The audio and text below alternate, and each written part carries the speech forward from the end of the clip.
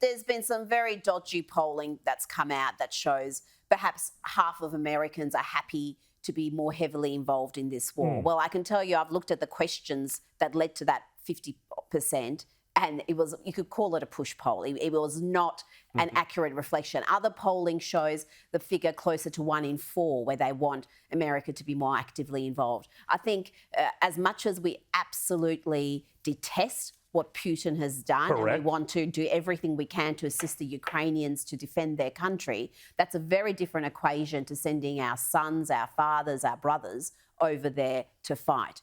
And some of the war enthusiasts that I'm hearing, even from the conservative side, pushing this rhetoric, they seem to forget that Russia's got nukes. Russia has nuclear weapons. You can't just go in there and, you know, there's a massive convoy of Russian tanks, just bomb them.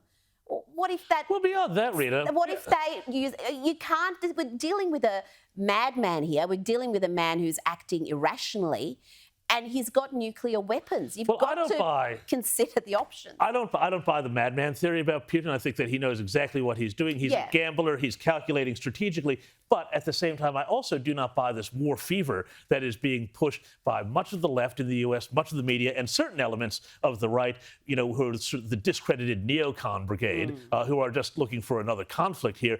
You know, we've just come out of COVID, and so now this is a new crisis we have. Come on, give me a break. And we just got out of Afghanistan.